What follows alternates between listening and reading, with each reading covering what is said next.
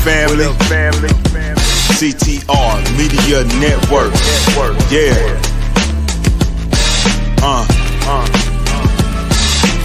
Best in the biz. Yeah. Join the team. CTR is who we are, the media network, that's the best by far. Whether you listen at your home, at your job, in your car, come get the information that's needed above par. Never lasting, motivational podcasting, giving you the answers to the questions that you're asking. Serious talks and topics, how to come up and profit, how to better yourself, your health is here, we got it. Reaching 350 million, they tuning in. We in 50 different countries, we all can. And like minded, find your purpose and your assignment. Come get your fix, your feel, your mental alignment. Get active and speak to the masses. Build your influence all levels and all classes. Now you know you can monetize and grow. CTR Media Network. Start the show. CTR Media Network. Welcome to CTR Media Network TV. Today we have a very special guest. He's an entrepreneur whose journey started at just 10 years old and whose impact on the podcasting world has been nothing short of transformational. He's the founder of Podmatch and the host of Podcasting Made Simple. He is also the 2023 Podcast Influencer of the Year and a true champion for independent creators. Please welcome to the show, without further ado, the one and the only Alex Sanfilippo. Welcome to the show. Dr. Tina, thank you so much for having me here today. You're just a gift. I love the way that you learn. I love the way that you have fun in the process, and seriously, just an honor to be here with you today.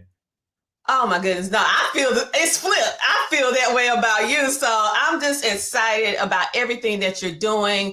And I'm a person like this. If I'm going to recommend someone, I have to be a product of the product myself. And I have been on your platform for about a month and a half, 2 months going on. And literally it has changed the way that I see and do podcasting. So, and I have been and seen so many platforms because I am a beta tester for just about everything that's dealing with podcasting. And by far, your platform is something that I can really see is changing people's lives. So many people probably thinking, what is she talking about? Okay, I'm gonna put you in the conversation because just now I was just talking to Alex. But for all of you who are watching in, thank you for our CTR Nation, CTR riders that are currently watching right now. This is indeed the episode that you're gonna have to do on repeat over and over because he is the man that's going to help you revolutionize the way that you see podcasts and the way that you do podcasts. And so, Alex, let's jump right into it. You started your entrepreneurship journey at the age of 10. So that is a wealth of information, a wealth of knowledge, some do's and don'ts that you have learned along the way. So what made you transition into the world and become so passionate about the podcasting industry? Yeah, Dr. Tina, again, thank you for the kind words. Seriously, it means so much. Like you're making my day just being here. So thank you for that. When I think back to 10-year-old Alex who was selling used golf balls, like that was my introduction to entrepreneurship. And I found I really enjoyed it. And fast forward through all of it, like I did a lot of different things. I obviously didn't sell golf balls my whole life. I did that for about 2 years when I was a little kid and I was cute and could get away with it, right? And then eventually stepped into some more and some bigger jobs and stuff like that. But the common trend was always that I didn't mind reinventing myself. I didn't mind doing something different. And along the way, I found that there's quite a good story when you do that, right? Not that there's not a great story if you stay with the same company for 40 and 50 years. I actually think there's a lot to be said for people that do that. And I really, really respect that a lot. Just it might be less interesting for somebody on the outside, right? If you're going to talk specifically about work. But for me, I kind of realized like, hey, there's a bit of a journey here that people are like, wait, golf balls? And then you did real estate and you did aerospace and now you're doing podcasts. Like, what? How does all that work, right? And so I just kind of found the medium of podcasting was a beautiful way to be able to articulate that and share it. So I jumped into podcasting shortly after hearing it for the very first time. I was like, I love this. I want to get into it. And so that kind of got me in as just a hobbyist. It was like a side hustle type of thing and ultimately led me to become a full-time podcaster, both as a guest and a host, just because I really love sharing stories, not just so I can talk about myself, but so I can share things that can hopefully help somebody else avoid some of the mistakes, but also fast track their way to the success that they're actually looking for. That is the main reason why after I found my way, I should say, in podcasting, I realized early on that it was a way to connect with people in a different type of way. And I thrive on making an impact and making really authentic connections. So that's what I personally found podcasting to be. And you can learn a lot. You can laugh. You can cry. You can do all kinds of things with podcasting. It's the new form of entertainment. And so when I think about everything that you have built, you have mentioned that you started at 10, golf balls, all right, selling golf balls, arrow science, and then you went on into podcasting, saw how you can use it, and then you gradually just grew such an amazing brand dealing with podcasting. And so I think it's really, really remarkable how you took what you learned and you scaled it to this level. So when you think about how you started a blog, and it's a very powerful blog, I might add. And then you decided to launch Podmatch, because I know everybody's trying to figure out, what is this Podmatch? You launched that. So how did you use what you did with your blog, with your podcast, and that actually help you build this successful business with Podmatch and making it easy for us podcasters? Yeah, when I think about just the whole process I've been through, without doing this, and as you said, it's great for authentic connection. I think that's the most beautiful piece of podcasting. When you're together in a room like this is a meaningful experience. And Dr. Tina, I hope it's just the beginning of what we get to do together and how we get to serve others together, right? And I firmly believe that.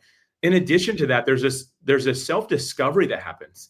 Like when I was blogging at one point, before I even knew what podcasting was, and I moved to podcasting, I didn't see the connection until somebody helped me make that when I was on a podcast. So oh man, you had a very smooth transition because they kind of go together. I'm like, oh wait, they do.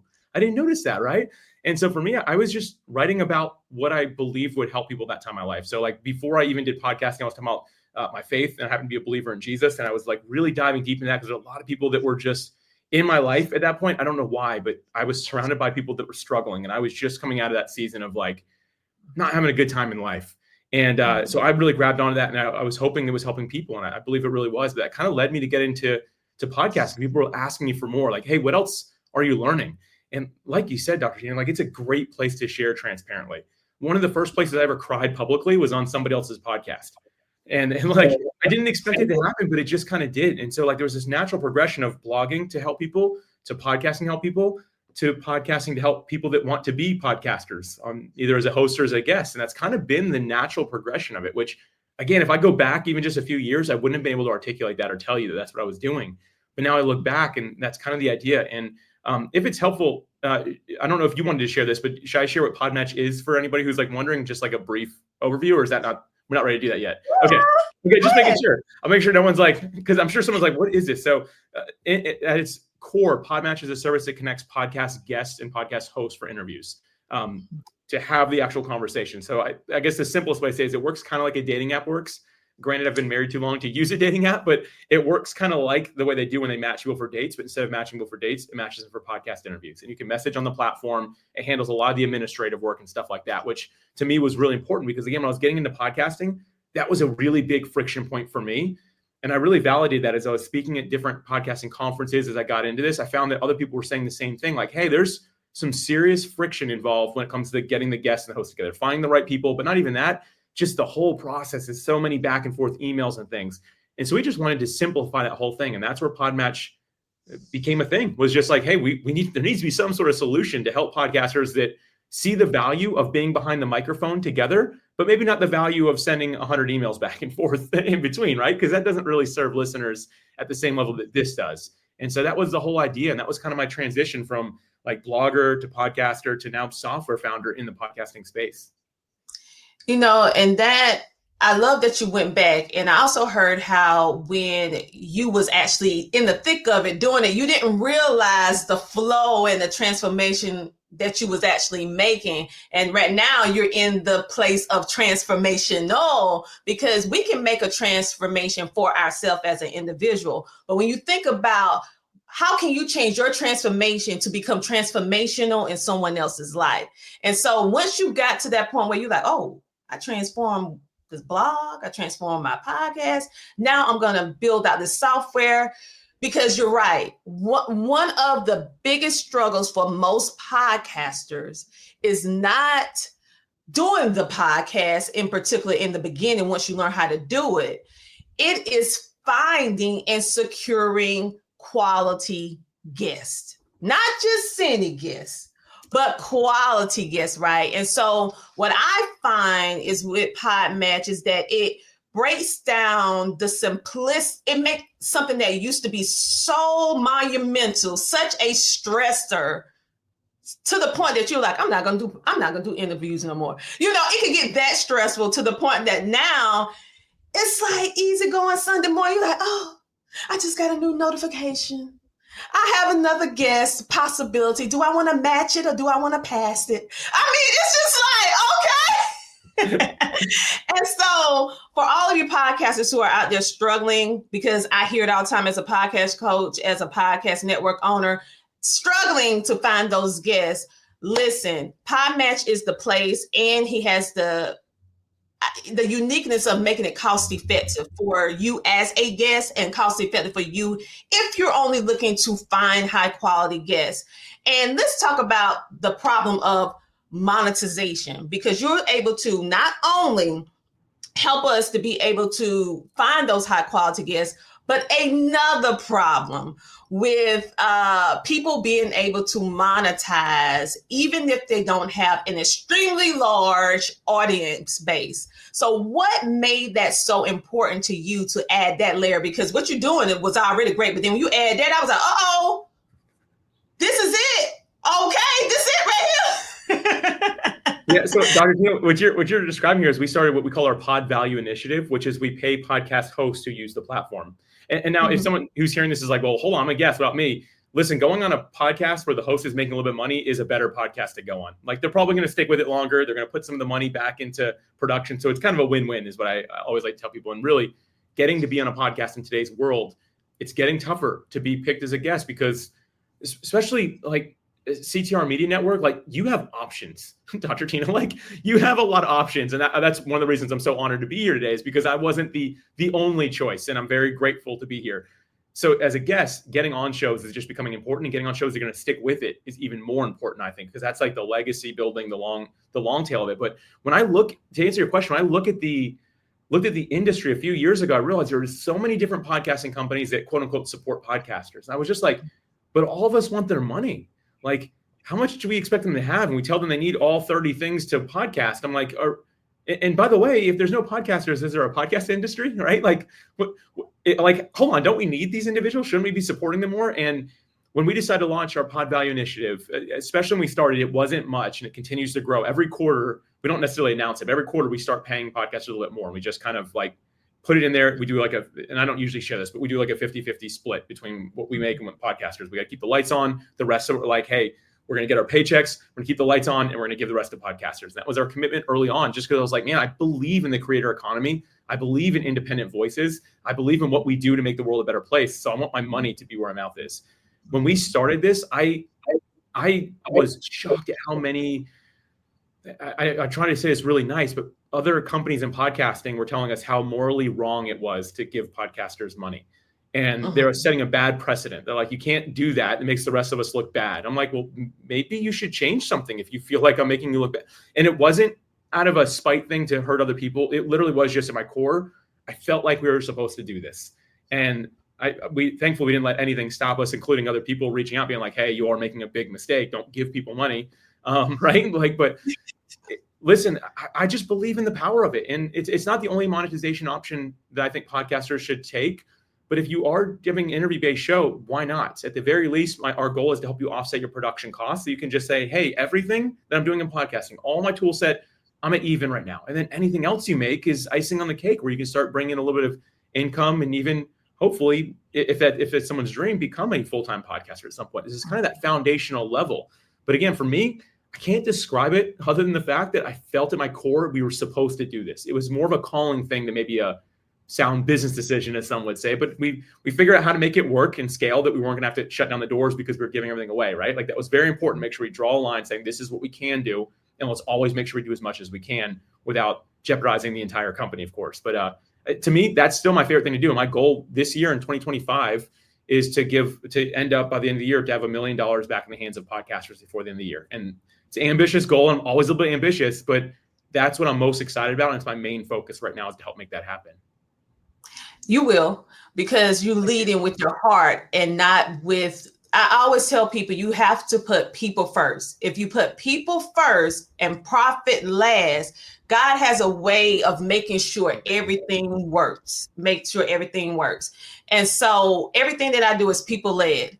It's people led. Even if I don't get paid for it, I know it's going to come back. I call it the boomerang effect. You throw a boomerang out, it's going to come back. Now, when it come back, now that's time will tell. But eventually it's going to meet its way back to you. And so for me, we're similar in our mind perspective of how we feel content creators should be treated. Because coming from the industry of media, working as executive producer on all these shows behind the scenes, you didn't see me, but I'm the one that's making all this different stuff going on all these different networks.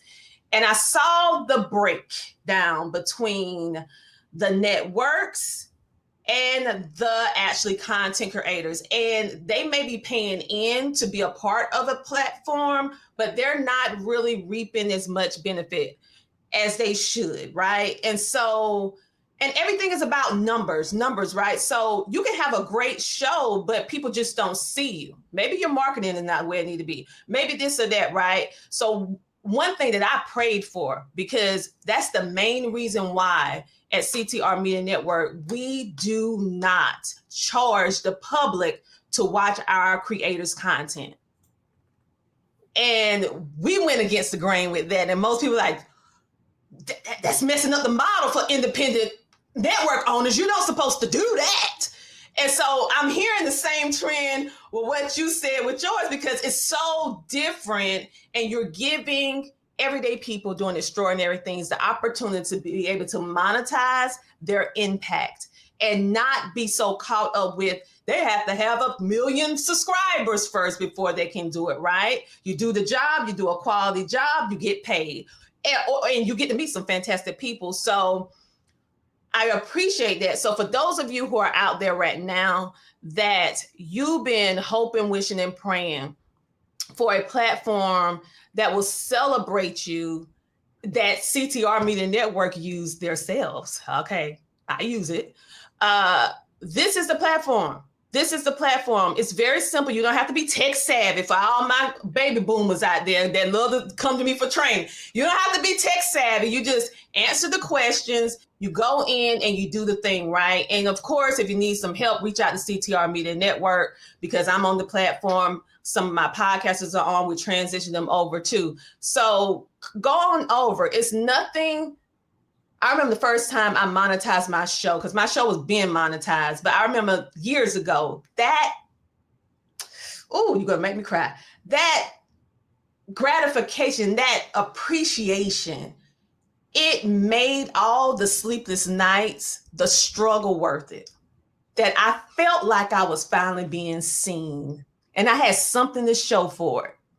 Oh, Lord. So I see and hear that all the time with podcasters. So thank you for building a platform that was just not about, you got to have 1 million followers before you can be able to qualify. Your platform actually give everyday people the opportunity to monetize what they do safely, responsibly, and organized. And it's a platform designed to win. So with that, Alex, I had to say that for some reason, but you emphasize this particular thing a lot. You said things that don't scale, you encourage us to do that. So why do you say it's a good idea for us to do things that don't scale initially? Yeah, Dr. Tina, thanks for giving me the opportunity to talk about this. Very few people ever ask about this, and I think that maybe people misunderstand a little bit, but basically I'm talking about things that don't scale are things like having a conversation with somebody. Like you can't really scale that. Now you could sub it out to AI or hire an assistant, I suppose, right? But like, I think it's important for founders, for podcasters, for anyone running any sort of content company, even a media network. It's just so important for us to be at that front line in some way so we don't lose touch with who we're serving. and how we're serving them. Because I think that so many people, we can see large unicorn companies, $1 billion+ companies that start off doing really well. They climb to the top and then they just crash and burn. And people are always like, why? How'd that happen? And I'm not saying it's necessarily always a bad thing. I guess it's not great that they crash and burn, right? But like, it's because the founder typically is now running a big company. He's talking to shareholders. He's reviewing different product ideas, all this. He's not doing what he did from day one, which was talk to people that were going to use it. And the more disconnected any of us get from that person we serve, the further away we get, the harder it is to know what they actually want. Could you imagine, like, just imagine you have like a sibling that you haven't talked to in 10 years and you decide you want to give them a birthday gift. Do you know what to get them? Probably not. If you haven't had any communication in 10 years, probably not. But if you're hanging out with that person on a regular basis, you can see the gaps in what they might want for their birthday, right? You might be like, ooh, they would really love this because I know this person. The problem that so many of us face in today's world is the temptation to automate everything to the point where we're not really even involved anymore. We might be building an empire, moving it forward, right? And to some extent that's good.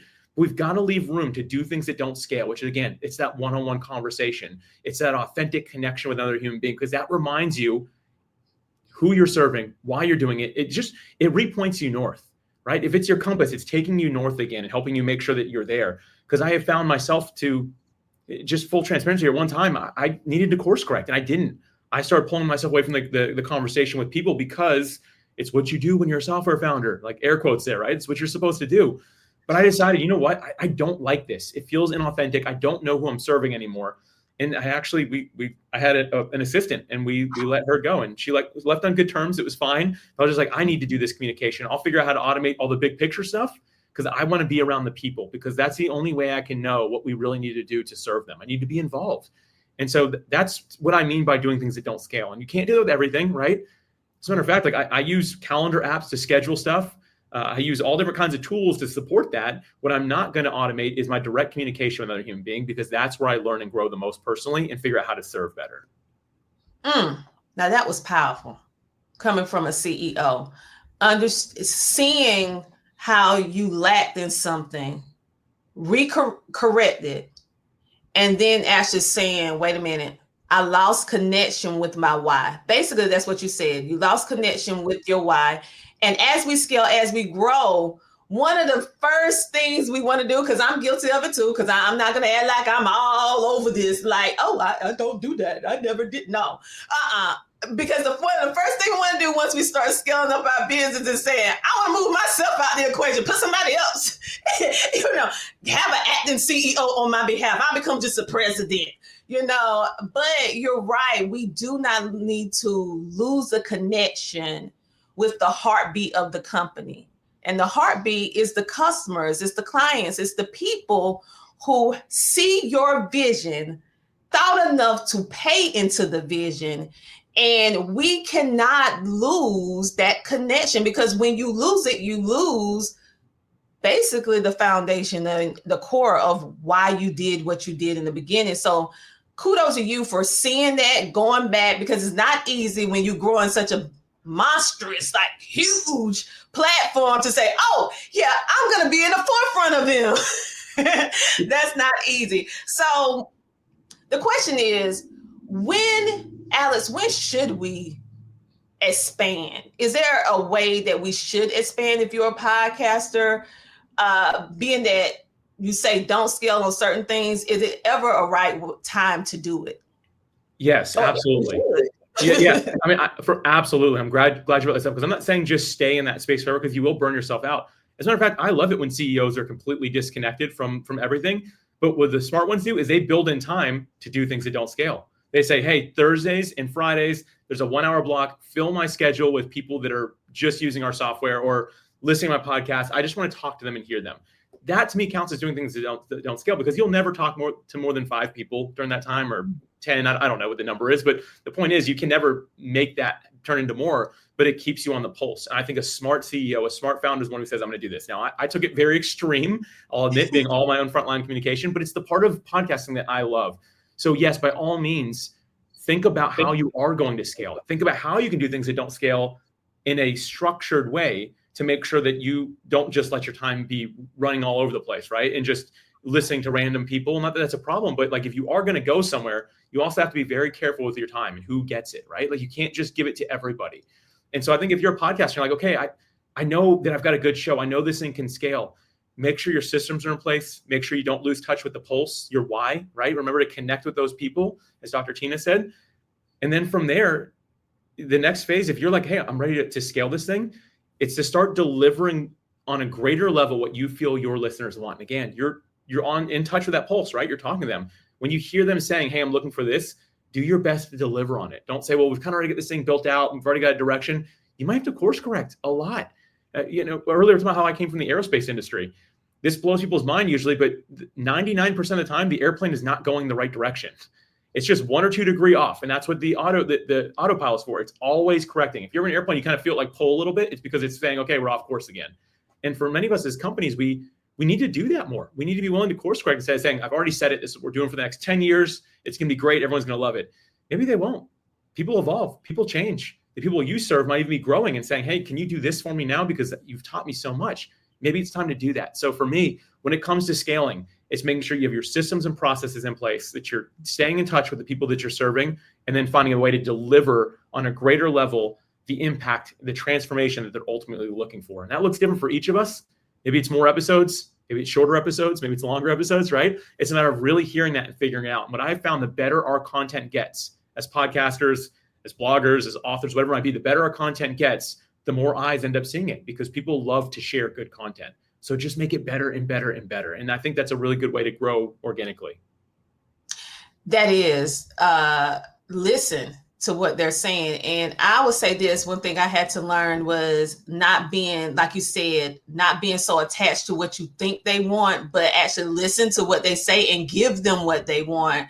And one of the problems that I had was helping people to monetize in the early stages more quicker. Okay, because I perfectly well know how to do it from building for a period of time, but it was that little small piece and you helped solve that problem. So what I said, okay, I prayed about it. I said, listen, I don't want to build another software, don't want to do another nothing, Lord. I don't want to do it, Lord. Like, can you, I know it's a lot of chaos in the world, but can you like point me in the right direction? Wait, I know somebody had this idea. And then all of a sudden I saw you and I was like, yes, push them on over. Push them on over there. Using your affiliate link though, right? I hope you're using your affiliate link. Yes. Okay, yes. good. All right, just making sure. Yes, but sometimes I do talk about it. I'm so excited I didn't have it, but I'm doing better. I'm doing better. But yes, so if you're not directly doing something right now, look for people who are already doing it and collab with them, especially if you guys on the same accord and is solving the problem for your people by staying connected to the heartbeat. They're going to let you know exactly what they want, what they need.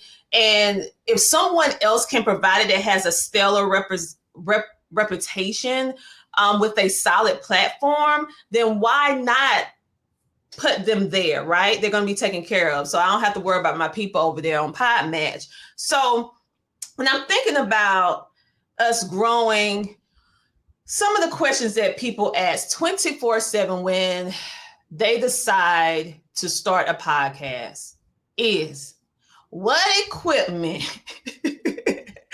should I use? And I know this is like a generalized thing, but I'm just going to say what Alex recommend to use in regards to content. Equipment that they can use. Yeah. The equipment thing. Do you remember Clubhouse, Dr. Tina? Do you remember that? Mm-hmm. Okay. So a lot of people maybe have forgotten or don't know what it was, but 2020 was audio back and forth conversation. And the only rooms I'd instantly leave are the ones where they're talking about gear, because everyone has their own opinion on it. So I'm going to keep it really brief here. Let's just imagine you want to do a video type podcast, or you want to be a guest on podcasts. I still think you should have the video element at this point, because most people want the video as well, which I totally understand.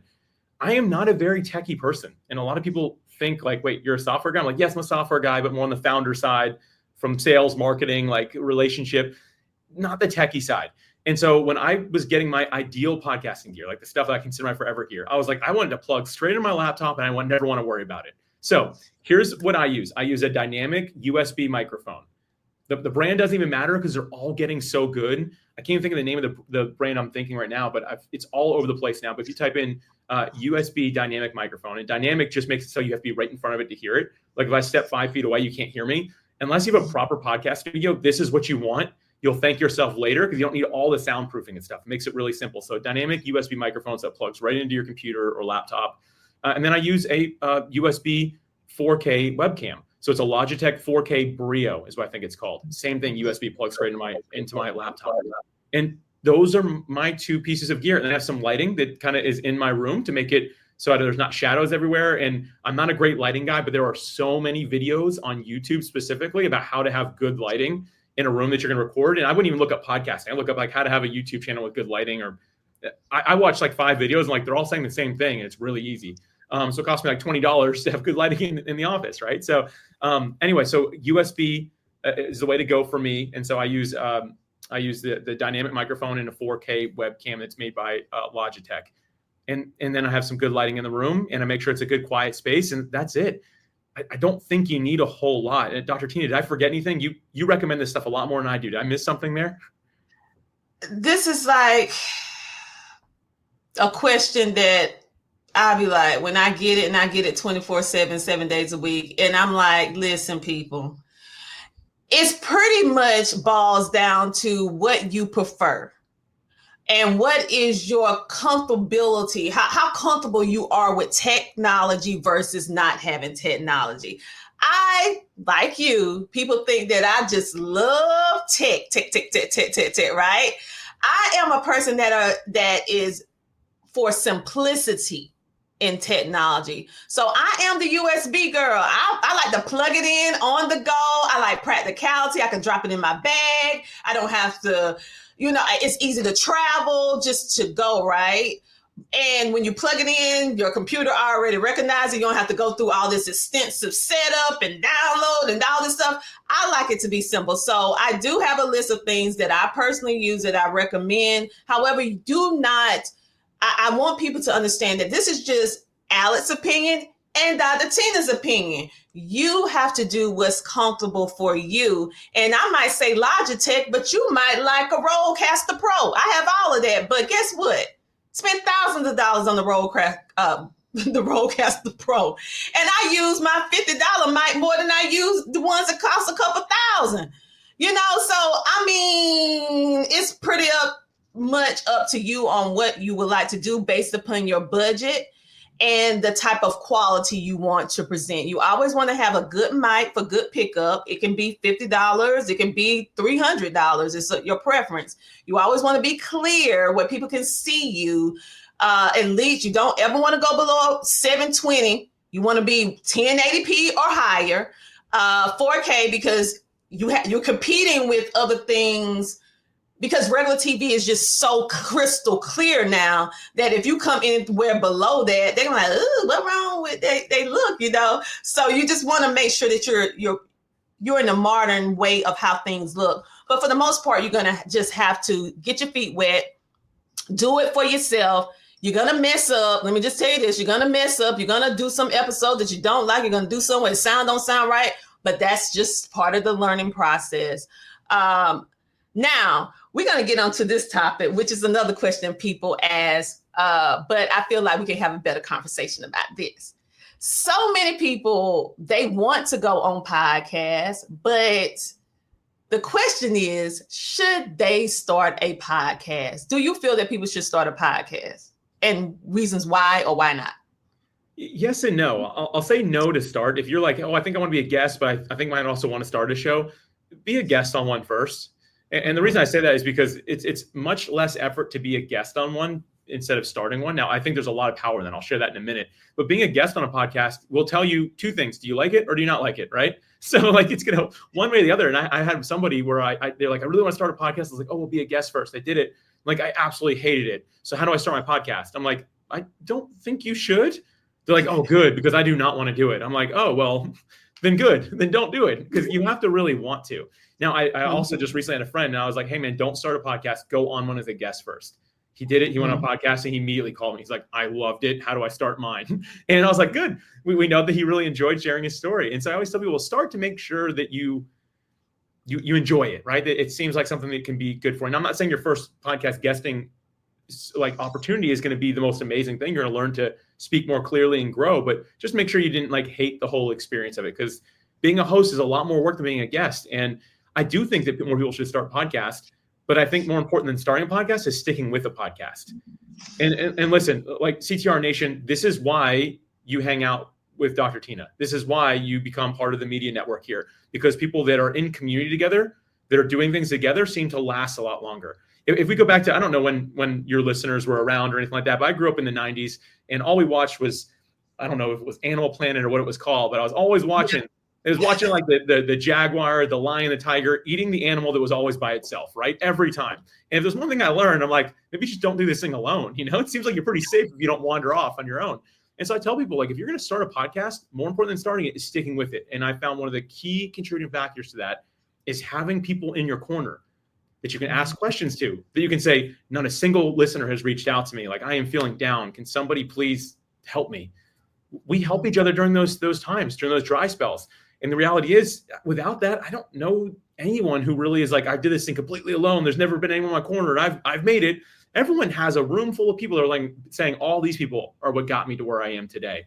And so again, I think if you want to start a podcast, do it, but commit to sticking to it.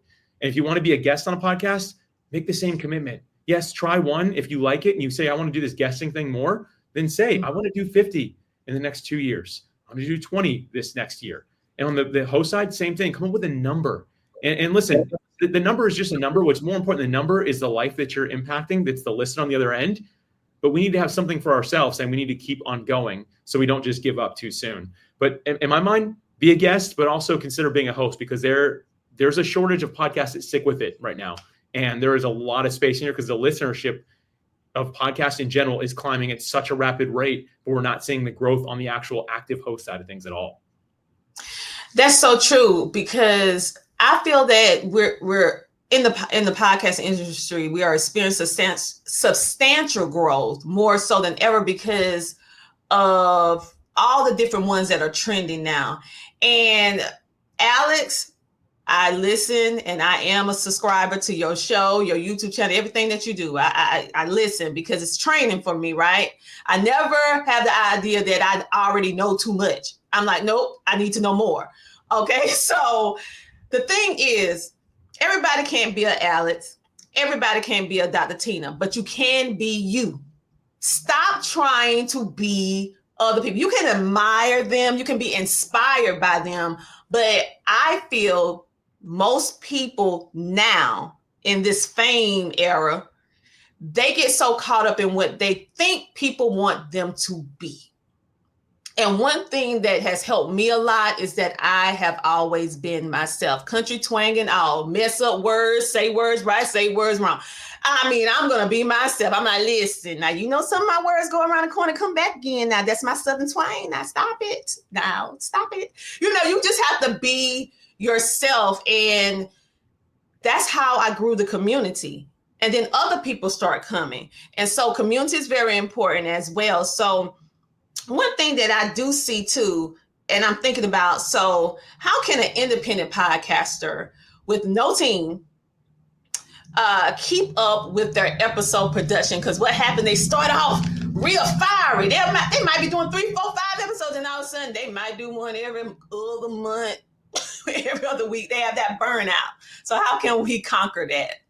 Yeah, you're totally right. It's like the initial the adrenaline high, right? And it typically lasts about 8 episodes, by the way, like for ones that are like, so just so everyone knows, if you make it to 8 episodes, you've released more episodes than over 50% of podcasters ever do. So just 8 and more than 50%. And I'm not including people that only do 1, because there's a lot of people that just try 1 and they don't do it again. I don't really count that. It's like 2. If you make it to 2 and then to 8, there's 50% of people who are going to stop at that point.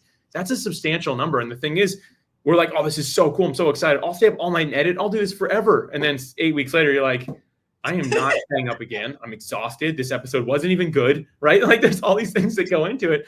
You have to build systems from day one. And when I look at all the podcasters I know that have stayed with it a long time, and we're talking 300 episodes plus, people that have been on it for forever at this point, it feels like, right? Everyone does something different, but the one thing they all have in common is they have systems. They have processes. They have a code for how they basically run their entire podcast. And so from day one, I'd encourage you, come up with what you're going to do, but just as important as what you're going to do is what you're not going to do. Dr. Tina, you said it really beautifully. You said that like Alex has already taken, Dr. Tina has already taken, along with everybody else, like be yourself. And the reality is that's the only person that's not taken is yourself. And I hear podcasts all the time be like, I want to be the next Joe Rogan. I'm like, well, Joe Rogan's taken, man. Like, you don't need to be Joe Rogan. Like, be you. And the problem with that is not just the fact that like we want to grow our fame and stuff like that, but it's that we look at what they do and say, okay, I want to be like them, so I need to do everything they're doing. No one that you're looking at that's doing super well today was doing that when they started. And like, listen, we're comparing our day one to other people's year 20. And that is not fair to us. And that's how you get yourself burnt out when you're like, well, I have to do all the social media stuff too. And I have to do all this. No, you build an empire out one little piece at a time, right? One little piece at a time. So I tell people like, hey, from day one, what is the absolute basic what you need to do? Get a microphone, get a camera, press record, release it once a week. Don't even post about it anywhere yet, right? Like just get comfortable saying, can I do this before I add more? And I don't believe you're wasting content because when I look at my podcast, people still go back and listen to episode 1 on a regular basis. Every day, there's people listening to episode 1.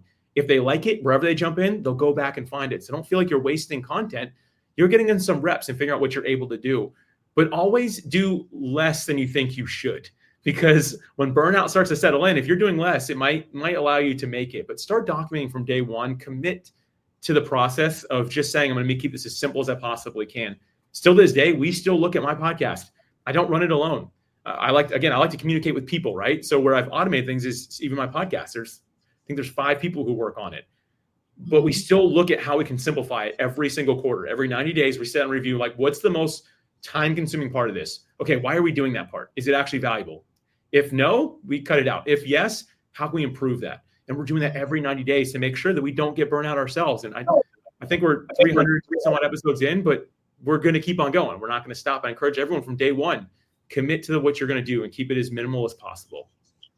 Yes, commit to what you said you're going to do. Okay. And understand that this is a journey. This is a journey. With any journey, you're going to run into pitfalls. Rocks going to be on the road. You're going to have to detour a little bit. You're going to have to dust yourself off. You do not have to be perfect. Okay. So many people are seeking perfection and we're not even perfect individuals. So how can you create perfection out of an imperfect mode? It's just not possible. And so at the end of the day, be you, and you are enough that your people will see you and you will grow organically. Your people will see you. You keep putting out content. And Alex is so right. I have people down to this day that reached out to me with an email about, thank you so much for the video, that training that you did. I'm like, I didn't do a training like this month. Like, what are you talking about? You know, in your podcast. That was like 7 years ago. I was like, oh, thank you very much. So once people start finding you and discovering you, they're going to start looking for any and everything that you have already put out. And I tell people every day, this is the era that you want to build your digital imprint. This is a different type of legacy. I'm building this not just for myself, but most importantly for my family and my children's children's children that I will never meet. They're going to know how grandma feels about certain things. Great grandma. Like, listen, I saw her in her 30s, her 20s, her 40s, her 50s, her 60s. I know, no, grandma didn't like that. How do you know? Oh, she got a video on it. She didn't like it. She didn't like it. So think about it as building your digital legacy where people can consistently come back and get inspired to take action and execute based upon the information that you're giving. And that is impact. That is impact, people. And so that is what Alice is doing. And that is what we are doing as well. And so people are like, well, I'm nervous.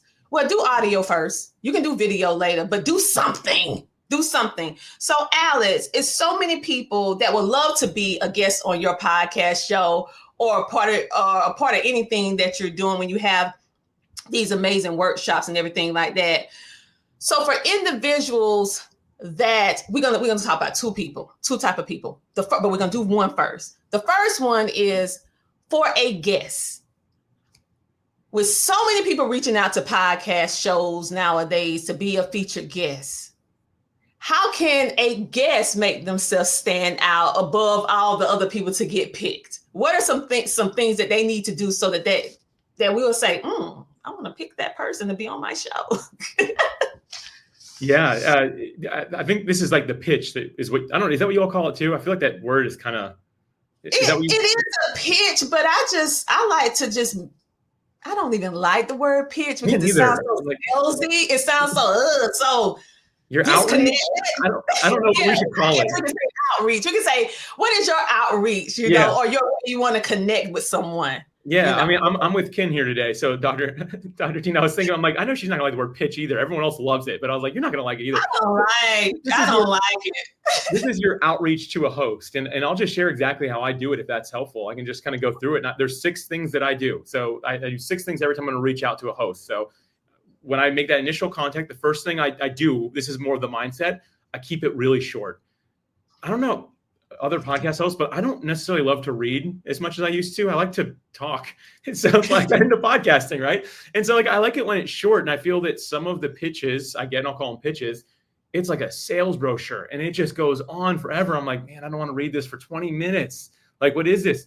But I'll tell you what, when someone sends me something really short, I'll usually read it right there. I don't feel like I need to schedule it for later. I'm like, oh, I can tackle this right now. So my first piece of advice is to keep it short.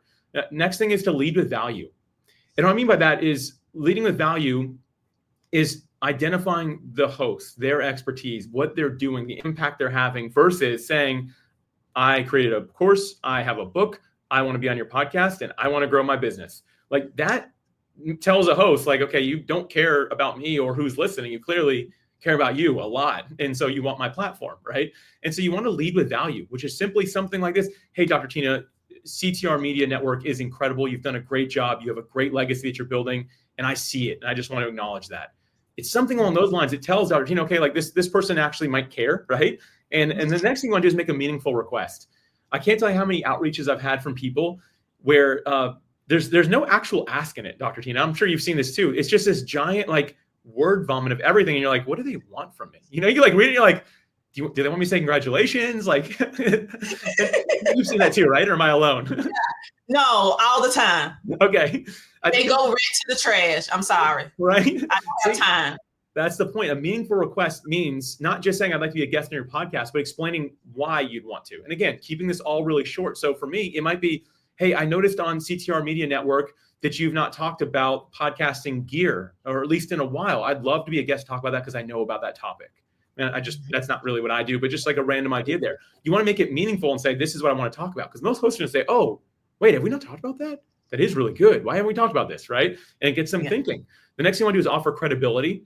And I think this is where many of us want to put in our resume and stuff like that. But to me, credibility at the highest form is, who do I know that they also know? So an example, if I go back to Dr. Tina's backlog and I see some of my friends have been on the podcast, I'm going to be like, hey, you had 3 of my friends on your show. This person, this person, this person. Feel free to reach out to them as a reference if you want to check a little bit more about me. That goes a really long way. And listen, you can totally link out to your website where they can learn more about you. But to me, if we've shared a stage, if our favorite book is the same thing, if we love the same people, that is a connection right there. That's real credibility in my mind, because now I have this sense of trust with you. So it's offer credibility. Next is to mention sharing the episode.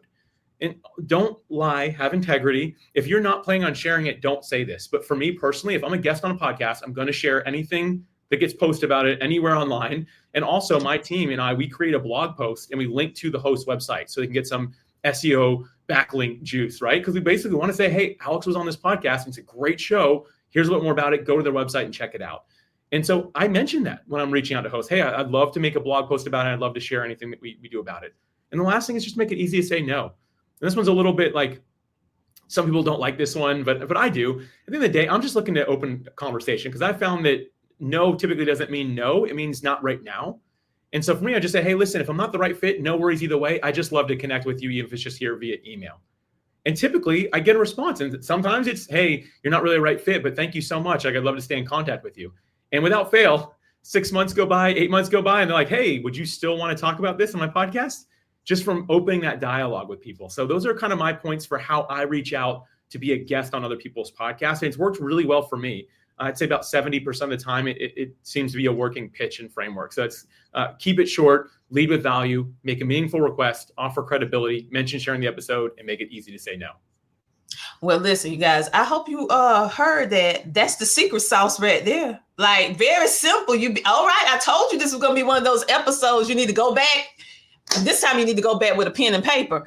But yes, that is, I agree with you. I never thought about it in that particular order until you just said it. And I'm like, oh, yeah, that is good. Like, and simple. I love simplicity. So that is very good for the guest to do. Now we're going to talk about, lastly, what can a podcast host, when we're reaching out for ones to be on our show?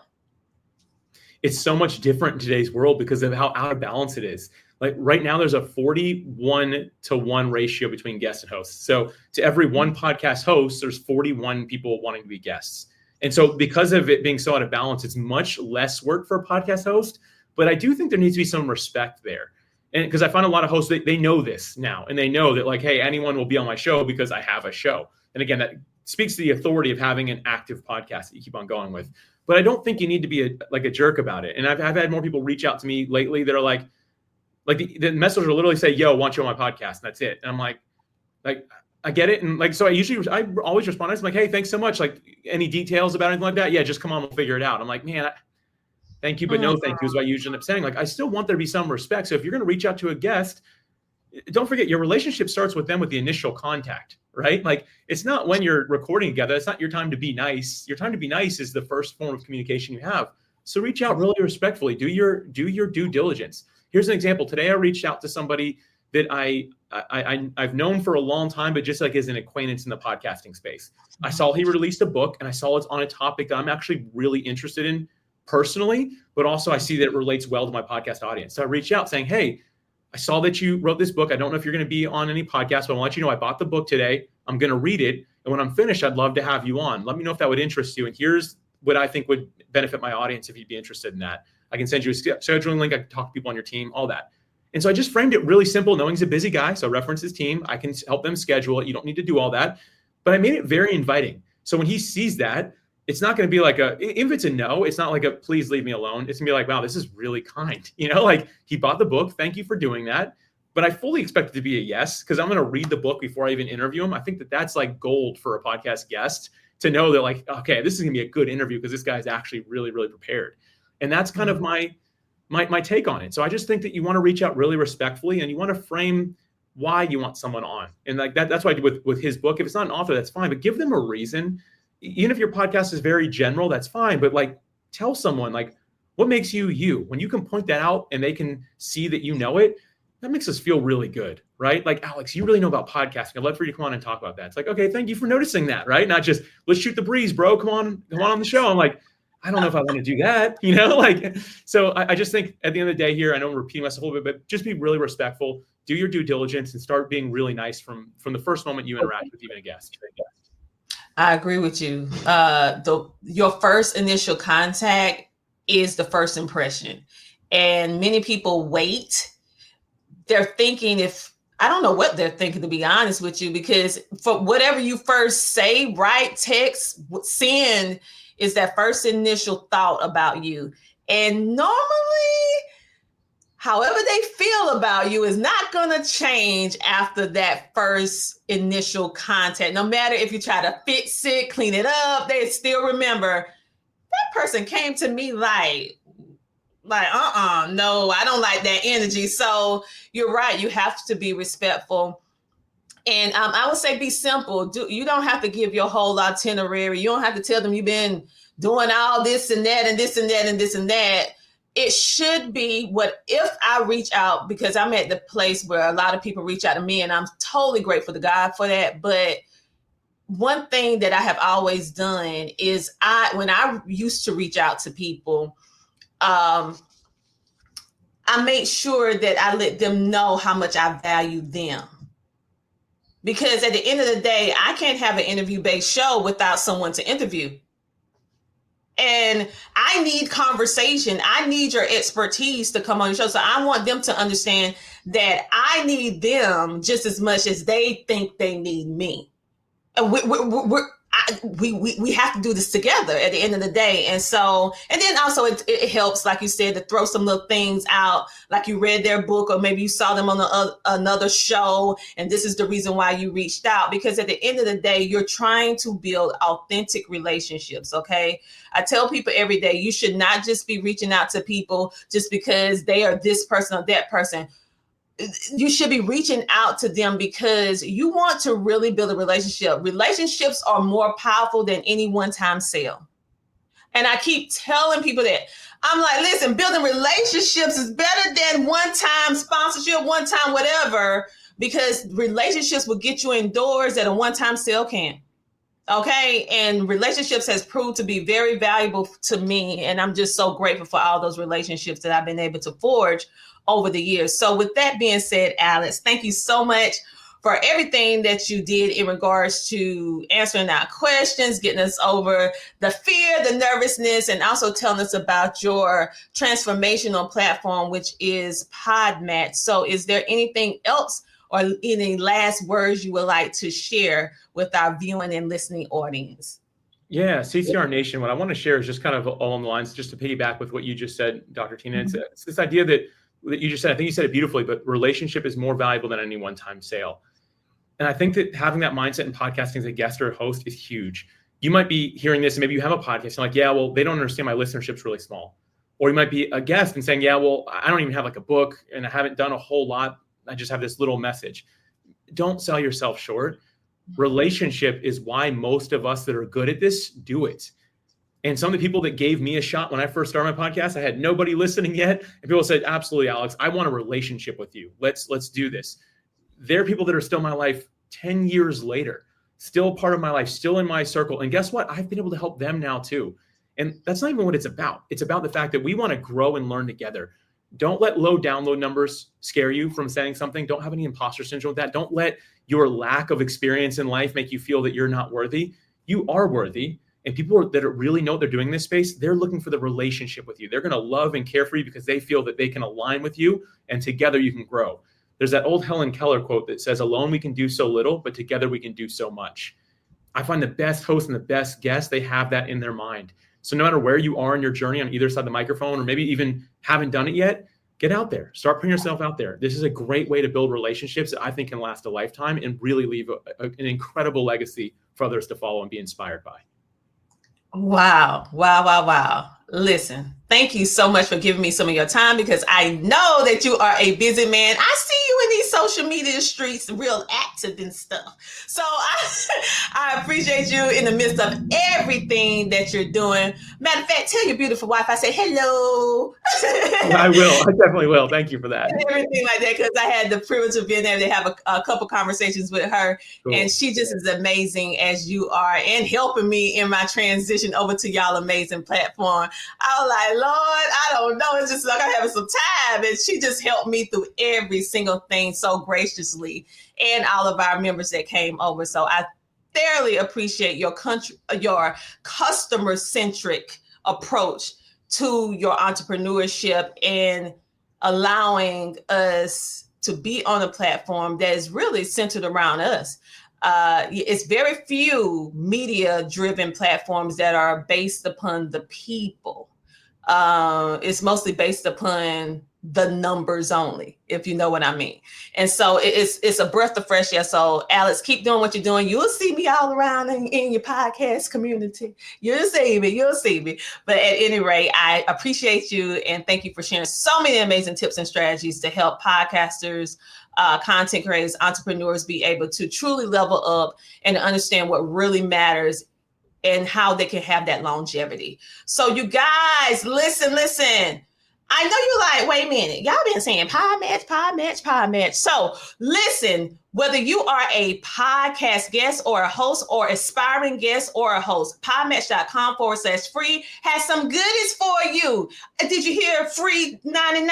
Yes, I said free. So the only thing you have to do is go to podmatch.com/free, and they will give you some quick ideas to help you grow and improve in your podcasting efforts. This episode, I forgot to say this. Yes. Scan the QR code. You won't hurt me. Touch the screen. Scan me now. Scan it. So you can go over there and visit Alice's on the website. I absolutely love it.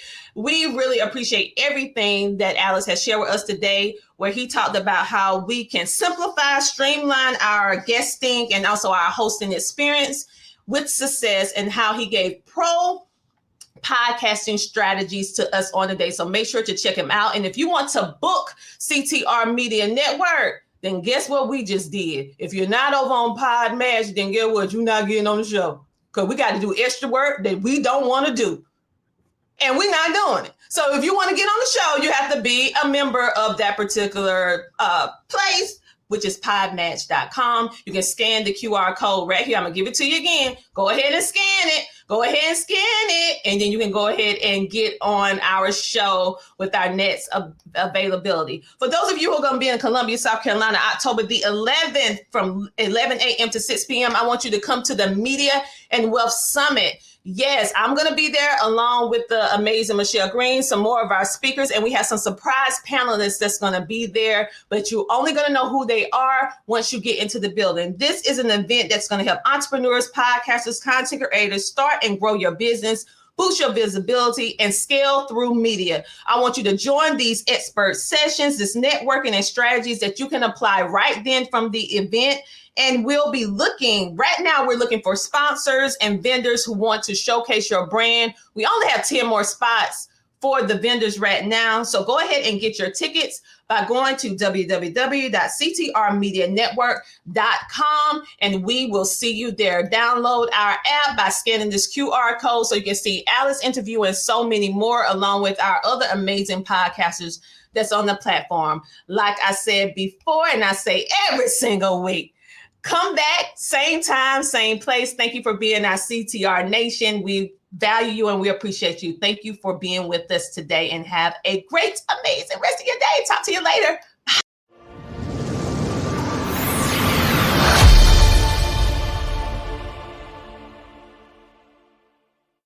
Have you heard about Book Authority's best new podcasting book winner, which is Dr. Tina J. Ramsey, for her book, The Power of Podcasting, Unlocking Tips and Strategies for Podcasting Success. This book is your podcasting coach in a book. She is sharing so many strategies. This book reached #1 twice on Amazon for new release and best-selling book. So go ahead to ctrmedianetwork.com to purchase your copy today, or simply place your order on amazon.com today and unleash the power of podcasting. CTR Media Network is now accepting new podcasters to join our growing network that's reaching 350 million global listeners. Have you heard? CTR Media Network offers podcast production, podcast training, distribution, and product placement. Book us for your next event or schedule an interview with CTR Media Network podcasters today. To learn more, go to ctrmedianetwork.com.